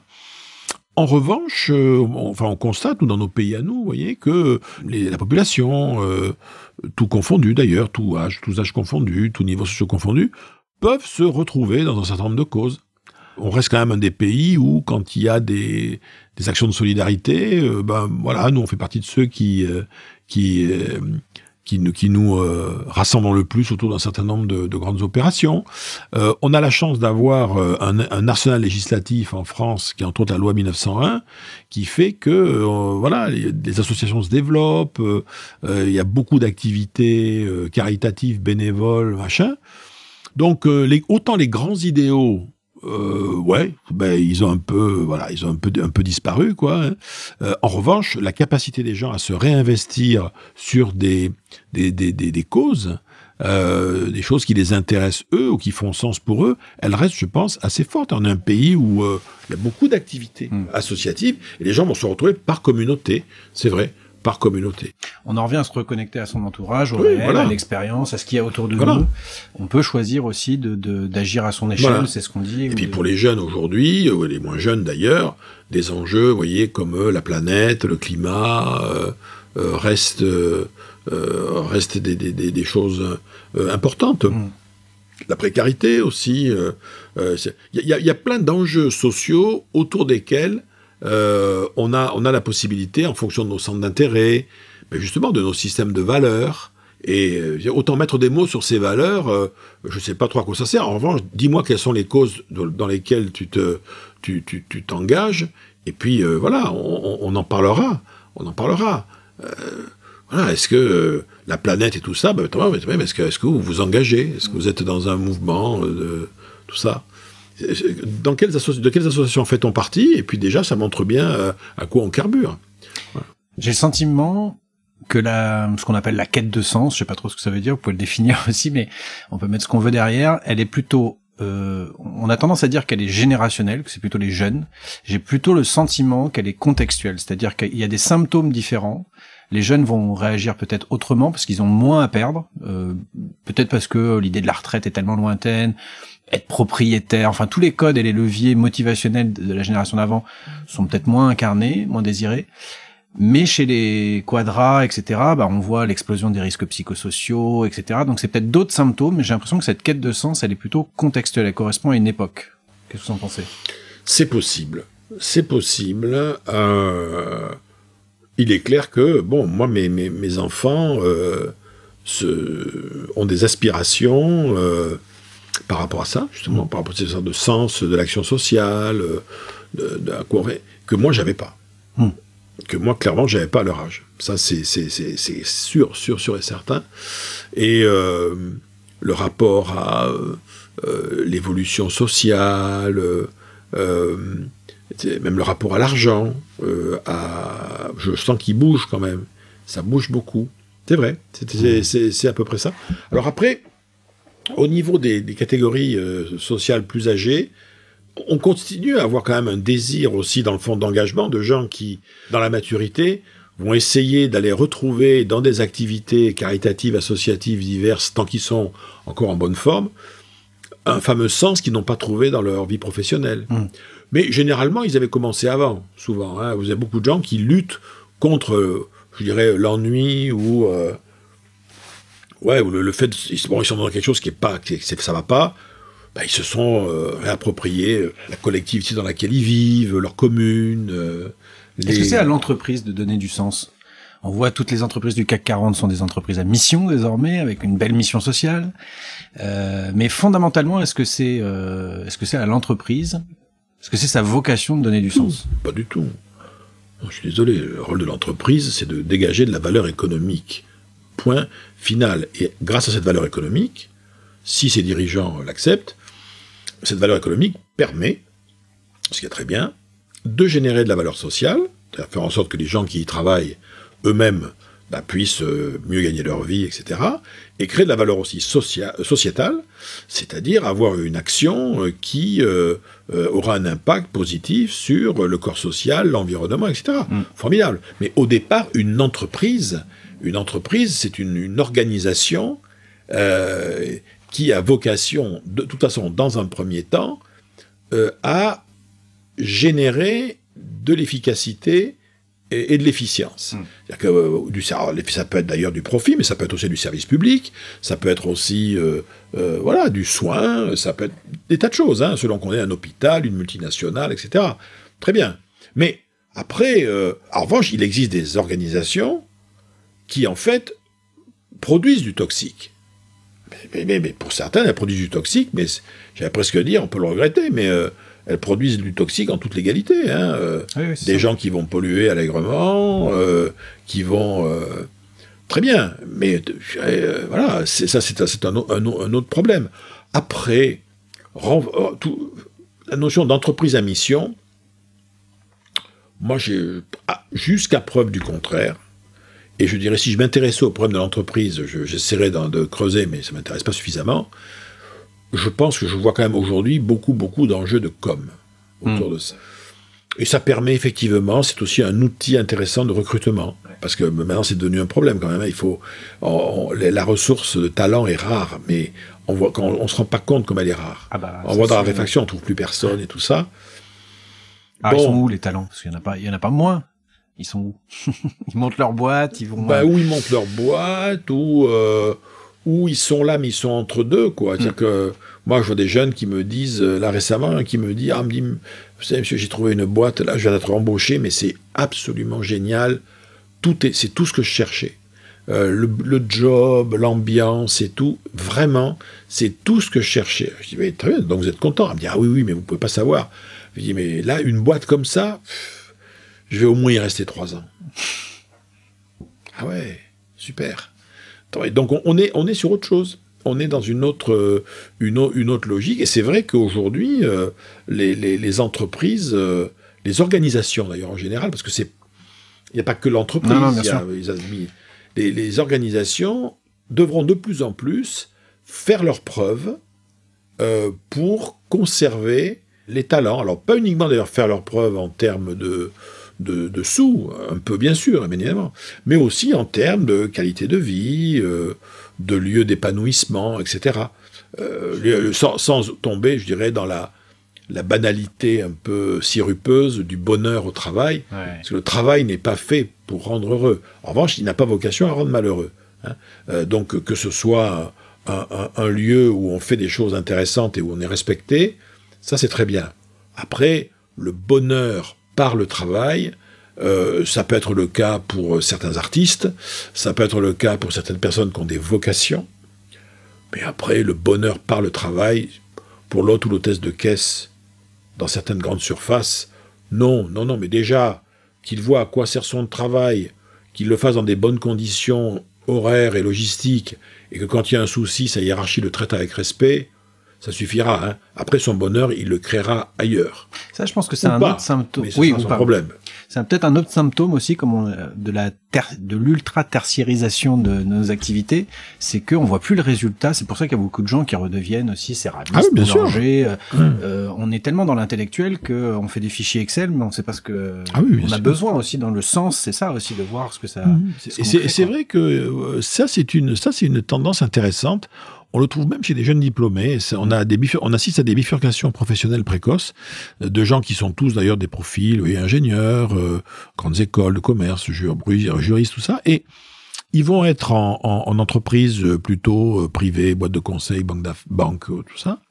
Ça durer 2-3 ans. Et au bout d'un moment, assez tôt d'ailleurs, hein, il y a tout d'un coup une espèce de déclic. Alors est-ce que c'est une prise de conscience? Est-ce que ils disent, mais dans le fond, ce que je fais là, c'est pas que ça serve à rien, ça sert à des tas de gens, mais je vois pas ce que je fais. Et j'ai besoin de me réinvestir dans quelque chose que je vois. Quelque chose une matérialité, quoi. Et on voit ça. Moi, j'ai vu ça ici avec des étudiants, une jeune étudiante qui, en fait, je l'avais suivie, après qu'elle ait quitté l'école, 2-3 ans après, elle m'a dit, mais moi, de toute façon, j'ai changé d'avis, non, le marketing, c'est pas mon truc, je reprends des études pour être charpentière. Mais elle faisait 1m60, elle était taillée comme un criquet. Je lui dis, mais vous voulez être charpentière? Mais vous êtes sûr? C'est un métier un peu physique. Elle me dit, non, c'est un stéréotype de genre, ne croyez pas. Ouais. Effectivement, elle a fait des études de charpentier en se spécialisant sur des trucs extrêmement pointus, en charpente, un peu de machin. Et elle dit, je travaille dans un milieu d'hommes, ils sont tous très très gentils avec moi, ils sont tous très sympas, mais voilà, je travaille le bois, je fais ce qui me plaît. Ça, c'est peut-être une spécificité je préfère le terme de jeune actif que plutôt de génération, parce que c'est généralisant et ça m'énerve tout ce que je lis autour de X, Y, Z, millennials, etc. Mais c'est peut-être une spécificité de ceux qui rentrent dans la vie active, peut-être parce qu'ils ont moins de choses à perdre, mais ils sont plus détachés de la norme ou de l'image de soi. C'est vrai. C'est vrai. Et puis surtout, maintenant, comment dire, la notion de la bifurcation professionnelle, elle est aussi elle est quand même davantage acceptée par la société. Ça devient presque la norme. Celui qui reste. L'idée de changer de vie, surtout dans des milieux plutôt aisés, tout ça, c'est pas toujours considéré comme étant quelque chose de très très recommandable, etc. Ça bouge, ça continuera à bouger beaucoup, je pense. J'avais une ou deux petites questions personnelles d'intérêt. Quelle a été votre plus grande audace? Vous parlez souvent de l'audace. Ma plus grande audace, ça a probablement été quand j'étais en début des années 80. Je travaillais à l'université. Puis je sentais bien que c'était pas ça, quoi. Pas ça du tout. Et j'ai cherché du travail. Je me dis, tiens, je vais faire un truc, chercher du boulot. Et j'ai rien trouvé. À l'époque, j'avais envoyé des centaines de CV et tout ça. Non, ça n'allait pas. Et donc, ne sachant vraiment plus quoi faire, à l'époque, heureusement, mes parents m'ont toujours suivi là-dessus, j'ai fait un truc qui est invraisemblable. J'ai dit, mais dans ça, je vais créer ma propre structure. Et j'ai monté un cabinet de conseil. Et j'y connaissais rien. Je savais pas ce que c'était. J'avais quel âge j'avais 25 ans, rien, quoi. J'ai monté un truc. Mon père m'a donné un coup de main. J'ai trouvé des bureaux à Bordeaux, près du parc, près du jardin public, et tout ça. Et tous mes potes disaient, mais comment ça se fait? Parce qu'en plus, l'audace, c'était pas uniquement ça. C'était que s'il y a vraiment quelqu'un qui n'avait pas du tout la fibre, ni entrepreneuriale, ni managériale, c'était moi. Pour une raison qui est une raison technique aussi, c'est qu'il se trouve, ça c'est un problème de trouble, il se trouve que je suis dyscalculique, mais dyscalculique de niveau très élevé. Donc, vous pouvez me préciser, parce que je n'arrive pas à traiter les grandeurs. Bref, j'ai 65 ans bientôt, et je ne sais pas compter. Alors je peux vous dire que, et ça m'a pas empêché de faire des études supérieures, mais en galérant, j'aurais pas de machine à calculer, je peux rien faire, quoi. Je ne sais pas traiter les grandeurs quantitatives. Je sais pas lire un tableau, je vois un tableau, je n'arrive pas à identifier de quoi ça parle, à quoi ça sert. C'est un handicap. Bon, c'est la dyslexie, mais appliquée aux chiffres, et puis à un niveau, donc j'ai toujours été totalement inexistant en mathématiques, tout ça, peu importe. Et donc, compliqué quand même. Ouais, et je dis, j'y vais quand même. Allez, j'y suis allé. Mais c'était ce qui m'avait aussi fait, alors que j'étais dyscalculique. Quelques années avant, j'étais à Sciences Po. Donc là, on est en 76. Je suis à Sciences Po à Bordeaux, et ça a été un truc, là même mon père, il n'y croyait pas. Là, j'ai fait un coup c'était de l'inconséquence. Je fais première année de Sciences Po, ça se passe très bien, et je dois trouver une spécialité. Il y avait à l'époque 3 spécialités, qui étaient la spécialité politique et sociale, les journalistes, etc., service public, les hauts fonctionnaires, et économique et financière. Qu'est-ce que vous croyez que je choisis ? Économique et financière, parce que je me disais, à l'époque, il y a beaucoup de chômage en France, chez les jeunes. Je dis, au moins, comme ça, avec ça, si je suis diplômé de Sciences Po et Cofi, j'aurai une poire pour la soif en cas de problème. Et je ne le dis pas à mes parents. Et quand je rentre, je dis à mes parents, ça y est, je me suis inscrit, je suis en section économique et financière. Et mon père, je dirais, dit, mais c'est Philippe, tu plaisantes, tu peux pas avoir fait ça, tu en es totalement incapable. J'ai dit oui, je sais, mais pourtant il va bien falloir parce que voilà. Et alors ça, c'était un truc de dingue. Alors j'ai toujours eu que des notes dégueulasses. Bon, heureusement, les notes qui avaient les plus gros coefficients, c'était tout ce qui était sciences humaines, culture générale, etc. Où là, j'ai toujours cartonné à mort. Mais donc, moi, j'ai fait des tas de trucs comme ça qui étaient invraisemblables. Je suis rentré dans le monde de l'entreprise, j'ai accepté des missions que je connaissais pas du tout. J'ai passé ma vie, moi, à accepter des machins que je connaissais pas. Et je dis, je vais apprendre. Hein. J'ai acheté des bouquins et puis je vais bosser dessus. Et vous l'annonciez en tant que tel ou non, vous non, jamais.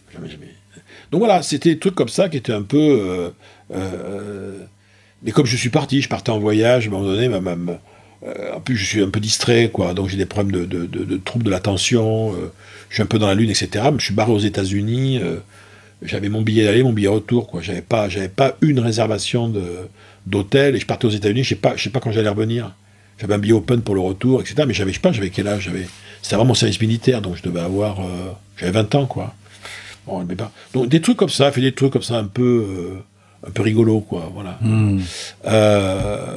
Bon, voilà, c'est des petites choses. Question corollaire, votre plus grande fierté? Alors, pour le coup, ma plus grande fierté, c'est mes 2 filles. Mais là, clairement, qui vont jusqu'au bout de ce qu'elles ont. Parce que moi, j'ai pas fait. D'aller au bout de ce qu'elles voulaient faire. Voilà, parce qu'elles sont en alignement total. Alors qu'elles ont 23 et 25, elles sont en alignement total avec ce qu'elles veulent faire. Voilà. En termes de job, etc. Et moi, je suis très très fier de mes filles et je pense qu'elles vont encore me surprendre dans le bon sens du terme. Je suis très très tout à fait fier de ça. Et alors une chose, ça c'est plutôt un gag, mais c'est quand même un truc, je me dis quand même, putain, tu t'es bien démerdé. J'ai fait une carrière universitaire correcte, et entre autres, j'ai dirigé beaucoup de programmes. Et j'ai quand même passé ma carrière à diriger des programmes qui m'auraient jamais accepté en tant qu'étudiant. Et ça, je ne vous cache pas que, avec le recul, ça me crée une satisfaction profonde. Ok. Du coup, comment... vous en avez parlé en 2 mots, vous avez déjà des projets, mais comment vous abordez cette transition importante qu'est celle de la retraite Déjà, ça n'a pas changé grand-chose. Ça n'a pas changé grand-chose, parce que moi, aujourd'hui, je suis... mon métier de conférencier est mon métier principal depuis maintenant pas mal d'années. Tout mon écosystème de vie est plutôt autour de ça. Moi, je travaille avec des agents, je connais encore mieux le monde des théâtres, des palais des congrès, que l'univers des amphithéâtres et des universités. Donc ça, je vais continuer, ça ne change strictement rien. Simplement, le fait de ne plus faire cours, je prends ma retraite de prof, et c'est pas la mine non plus. Donc on va quand même me dégager du temps. Pour des raisons logistiques qui sont liées ici, au lieu dans lesquels nous sommes et qui vont déménager, je vais moi me recréer un espace de travail assez proche de chez moi, avec des bureaux, tout ça, et je vais repartir sur des rythmes de vie différents. Je vais repartir sur un rythme de vie d'écriture d'abord, très important, mais au sens vraiment, c'est-à-dire que c'est tous les matins, de 8h à 11h, écriture, puis rien, tout, je vais faire ça. Sur quelle thématique, du coup? Là, j'ai 2 projets de romans, je vois les gens de maisons d'édition connues, là, dans les semaines qui viennent. Je suis en train d'écrire un seul en scène pour l'année prochaine. Voilà.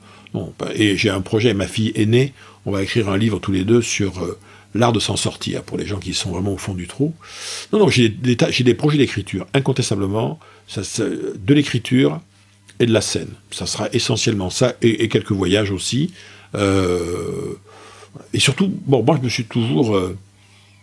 comment dire, j'ai toujours été un oiseau sur sa branche, moi. Bon, j'ai fait vachement gaffe parce qu'ayant une famille et tout ça, et maintenant qu'ils sont en train de prendre leur envol, et que mon épouse est très compréhensive, moi je repars maintenant je vais faire des trucs vraiment qui vont m'éclater, qui m'éclataient déjà avant, mais je vais en faire un peu plus. Et je donne toujours cet exemple, c'est à la fin de ses mémoires, dans l'histoire de ma vie, Casanova, alors c'est quelque temps avant sa mort, hein, il a une phrase à la fin de ses mémoires qui, moi, que j'ai toujours eu là, très courte, et il dit la chose suivante: rien ne pourra faire que je ne me sois pas amusé. Moi, c'est ça. Je peux vraiment dire ça. Je ne me suis pas toujours amusé, mais globalement, voilà, j'ai toujours été dans... et ce qui m'intéresse, c'est les livres, ce qui m'intéresse, c'est le spectacle, c'est le cinéma, c'est le théâtre, c'est le spectacle vivant.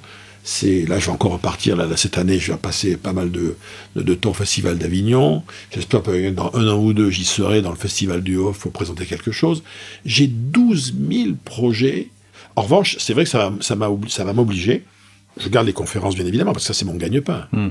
Mais en revanche, je vais véritablement, progressivement, sans mettre de difficulté, toutes mes activités qui, de près ou de loin, avaient un lien avec le monde de l'entreprise, tout ça, ça va on va baisser tout ça tranquillement, et puis ça, jusqu'à vraiment passer à autre chose, quoi. Ouais. Très bien. Bon, je pourrais rester des heures, je veux pas abuser de votre temps. Oh, vous n'abusez pas du tout. J'ai beaucoup appris, j'ai complètement changé la structure et j'aurai plein de questions, et je suis persuadé déjà que, alors j'allais dire dans le métro, non, parce qu'on n'en a pas aujourd'hui, mais dans les jours qui viennent, je vais me dire, pourquoi j'ai pas posé cette question-là. Mais en tout cas, ça a été très riche pour moi. Ça m'a vraiment inspiré pour le projet des capitaines aussi, surtout sur cette notion de pas faire de la pédagogie de contenu. J'étais un peu parti là-dessus et ça m'a vraiment questionné, et je vais y réfléchir, prendre le temps d'infuser ça, mais en tout cas d'aller vers peut-être plus de poésie et d'utiliser... Oui, et en même temps, le point de vue poétique est un point de vue important, et en même temps, bien comprendre que seule l'expérience signifie. C'est-à-dire qu'il n'y a que l'expérience par laquelle je peux apprendre. La compréhension ne suffit pas. Donc c'est partir de l'expérience des gens, l'expérience à tout niveau, d'ailleurs l'expérience corporelle, gestuelle, émotionnelle, etc. Mais on part de ce qu'ils vivent, donc le territoire sur lequel ils sont, leur écosystème, les relations réelles qu'ils ont avec des vrais gens. Vous êtes toujours plus libre que vous croyez par rapport à ce qui est votre réel. Et attention, il y a tout un tas de choses qui risquent en permanence de vous éloigner de votre réel. Voilà, des grandes idées, des grands trucs. Non, voilà, le réel, c'est ce qu'on vit, ce qu'on éprouve dans la réalité, à l'instant T, etc. Alors après, d'ailleurs, on peut décider de s'en éloigner du réel. Moi, quand je vous dis, par exemple, que, sachant en toute objectivité que je suis totalement inapte à gérer des grandeurs et des chiffres, je choisis la section économique et financière, je mets mon réel en challenge, mais je le fais délibérément. Je ne me raconte pas d'histoire en disant « tu vas voir, tu vas péter les scores en finance ». C'était impossible. Mais c'était à ce moment-là, je me mets en déséquilibre et on va voir ce qui va se passer. Voilà. Il fallait en faire quelque chose de ça. C'est tendre vers des choix conscients, en fait, quoi. Voilà. Ouais. Et ce surtout, que vous dites, c'est et surtout, on est dans des logiques qui sont des logiques, comment dire. Alors moi, j'aime pas beaucoup le mot de responsabilité, parce que je trouve que la responsabilité, ça renvoie à une dimension morale qui me gêne un peu. C'est culpabilisant parfois, quoi. Ouais, voilà. Si tu veux, tu peux. Et en revanche, il y a un terme qui est utilisé par Ricoeur, c'est Paul Ricoeur, qui parle en fait de l'imputabilité. Et dit, un individu qui veut être libre, il faut qu'il admette dans son réel, aussi insatisfaisant soit-il, quelle est la part, fût-elle microscopique, mais qui lui est imputable à lui ou à elle, parce que ce n'est qu'à partir de là qu'il pourra faire des choses. Et moi, je suis de tradition, de culture, pas de foi, hein, parce que moi, je n'ai pas de foi, je suis totalement agnostique, mais moi, je suis protestant quand même depuis, Je dirais, on a dans ma généalogie, on remonte vraiment au tout premier réformé, vraiment à partir de Calvin, parce que ils étaient même au niveau de la maison de famille dans une zone protestante très forte dans le sud de la France. Là, on a la maison depuis, on est là-bas depuis 1680, puisqu'en fait c'est la révocation de l'édit de Nantes. Bon. Et moi je me souviens, mon grand-père disait toujours, lui qui était quand même protestant, plus pas comme moi, quoi. Mais je me souviendrai toujours de ça. Il avait une obsession. Il dit, il y a un truc que tu dois garder toujours à l'esprit. Il dit, dans l'Ecclésiaste, la phrase la plus importante de l'Ecclésiaste, c'est, alors je me souviens plus d'ailleurs exactement le numéro, mais la phrase, je m'en souviens toujours, c'était « L'Éternel te rend libre d'agir. » Point. Puis, tout le reste n'a aucune importance. Donc, et ça, pour moi, ça a toujours été un truc, c'est, voilà, on est toujours plus libre qu'on ne croit d'agir, et quand on pense qu'on ne l'est pas, on ne doit pas avoir de cesse de trouver les endroits où on a des zones, même minimes, de liberté, de marge de manœuvre, de levier d'action, etc. Parce qu'il n'y a qu'avec ça qu'on peut se réapproprier l'imputabilité sur ce qui nous arrive. Et pas la responsabilité, l'imputabilité. Ça me rappelle, je sais que vous aimez bien les anecdotes, ça me rappelle une anecdote fictive, une légende urbaine bien sûr que raconte ma chérie. Elle dit il y a un village qui est complètement inondé, l'eau commence à monter, puis elle arrive dans l'église et le prêtre se réfugie sur son autel. Et il y a une barge qui arrive et puis on lui dit venez monsieur le curé, on va vous sauver. Non, c'est Dieu qui va me sauver. Ils n'insistent pas, ils repartent, puis l'eau continue de monter, donc du coup ils se réfugient sur le toit de l'église. Puis là il y a un hélicoptère qui arrive, venez monsieur l'abbé. Et puis il dit non, c'est Dieu va me sauver. Et puis finalement, pauvre malheureux, il périt dans cette inondation. Puis il arrive devant le Tout-Puissant et il dit je comprends pas, toute ma foi, etc. Je l'ai remise en vous, je croyais en vous, etc. Et puis Dieu lui dit mais vous rigolez ou quoi? Je vous ai envoyé un bateau, je vous ai envoyé un hélicoptère, vous n'en avez rien fait. Oui, c'est exactement ça. C'est exactement ça. Et là, c'est un exemple typique de il n'y a rien de plus prioritaire que de faire avec le réel. Et d'ailleurs, qu'est-ce qu'il disait? C'est une phrase que j'aimais beaucoup d'Elsa Triolet, qui était donc la femme d'Aragon, et qui disait « Qu'on le veuille ou non, nos hasards nous ressemblent. » Voilà. Je pense que c'était à creuser. Idée à creuser. J'ai interviewé une femme qui s'appelle Nadalette Lafonta, qui a écrit un bouquin qui s'appelle « Nos tempêtes sont à la hauteur de nos rêves », et une conférence qui dit « Rien ne nous arrive par hasard », et qui va un peu dans ce sens-là également. Très bien, alors vous nous avez déjà donné beaucoup d'inspiration, j'ai retenu en tout cas Clément Rosset, Clément Rosset qui est l'un des grands philosophes contemporains du tragique et du réel, qui est quelqu'un qu'il faut relire, qu'il faut relire. Il y a beaucoup de choses sur lui. Est-ce qu'il y a un ouvrage en particulier qui... Pour rentrer dans la pensée de Rosset, il y a 2 livres. Il y a Le réel et son double, mais qui est un peu... Bon, et moi, je conseille toujours aux gens de lire un livre qui s'appelle La force majeure.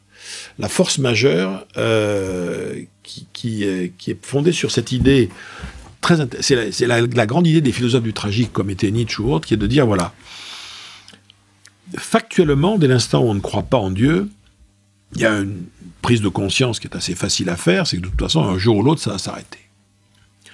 Mais non seulement, moi, ma vie va s'arrêter, c'est factuel, mais tous les gens que j'aime, leur vie va s'arrêter, sans exception.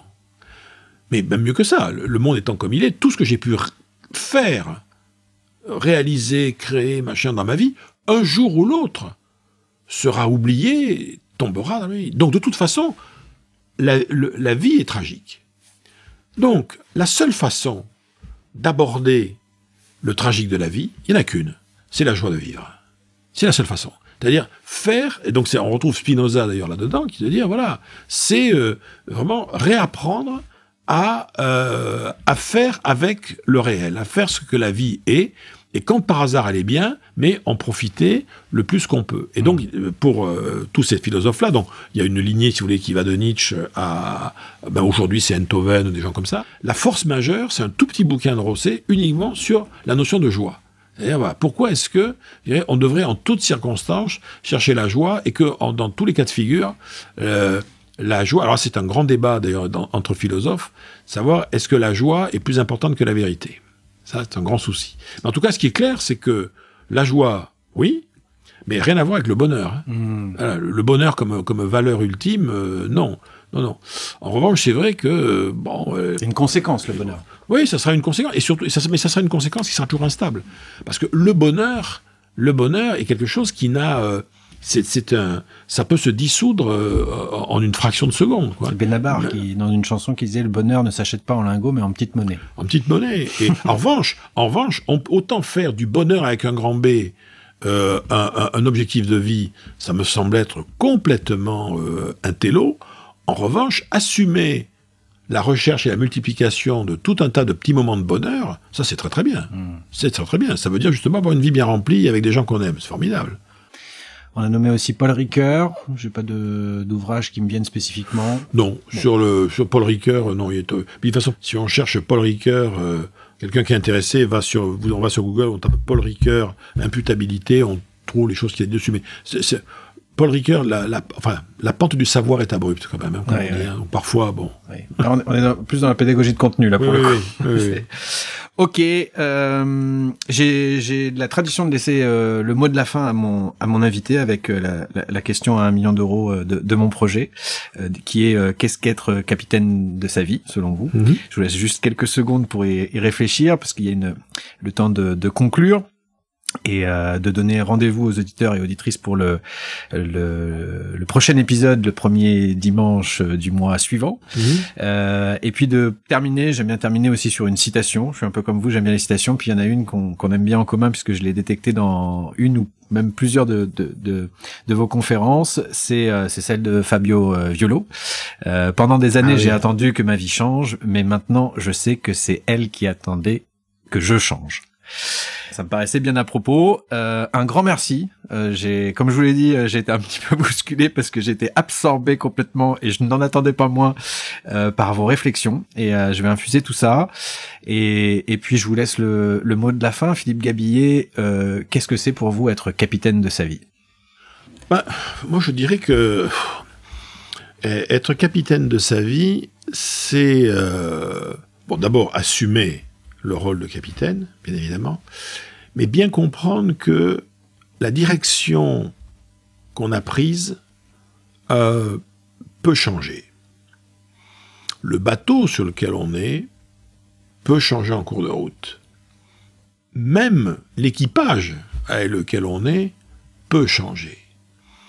En revanche, au bout du compte, le capitaine reconnaît que, dans tous les cas de figure, il aura fait un voyage. Et être capitaine, c'est quand même se dire, faisons toujours en sorte que ce voyage ait valu la peine d'être fait pour moi, pour ceux qui étaient avec moi, pour le monde dont je viens, et pour le monde où je suis de toute façon arrivé, même si je ne sais pas encore dans quel monde j'arriverai.